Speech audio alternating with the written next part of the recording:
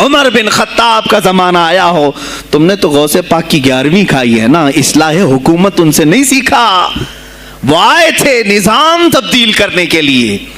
آج میں علماء سے بھی یہی کہوں گا، تم حق بات تو پہنچاؤ قوم تک۔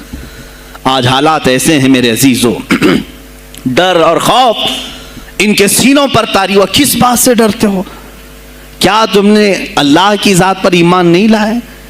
یہ نہیں کہتے ہو موت و حیات اللہ کے ہاتھ ہے، رزق اللہ کے ہاتھ ہے، پھر ڈرتے حکومت وقت سے کیوں؟ مجھے ابھی چند دنوں پہلے ایک میسج یہ بھی آیا تھا کہ حضرت آپ تو پاکستان کے علامہ خادم حسین کی تعزیت پر بیان کر رہے ہو، آپ دیکھ نہیں رہے یہاں کا ماحول کیسا ہے؟ عزیزان گرامی، اس دن مجھے افسوس اس بات پر ہوا، سوال پر، ہائے افسوس، اس قدر تمہارے ضمیر مردہ ہو گئے، اس قدر تم بزدل ہو گئے، لاکھوں لوگوں کے دلوں میں شمع عشق مصطفیٰ جگانے والے پر تمہاری زبان بند ہے، تمہاری زبان بند ہے۔ میں نے صرف ایک جملہ کہا، کوئی فرق نہیں پڑتا، میں اس ملک میں رہ رہا ہوں جہاں کا پرائم منسٹر ایک سور خبیث فرانس کے صدر کے لیے ٹویٹ کر سکتا ہے، تو میں پڑوسی ملک کی کسی عاشق رسول کی تعزیت کیوں نہیں کر سکتا؟ کیوں نہیں تعزیت کر سکتا؟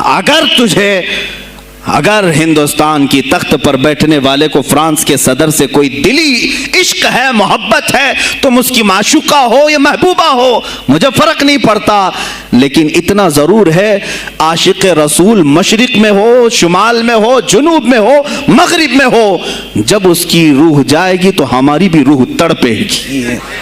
ہماری ڈور بندھی ہوئی ہے مدینۃ الرسول سے، میرے آقا صلی اللہ علیہ وسلم کی جو بات کرے گا وہ پھر کسی بھی ملک کا باشندہ ہو۔ تم کہتے ہو تعزیت کے لیے، ارے میرے عزیز، اگر میں سامنے ہوتا تو اس کے قدموں کی خاک میں اپنے امامے پر رکھتا۔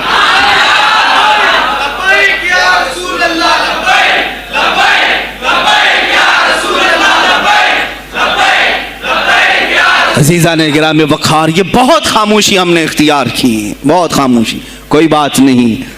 تم دیکھو گے حالات خراب ہونے کی جو شکایات آج کر رہے ہیں علماء، تم سب کے سب جاؤ گے۔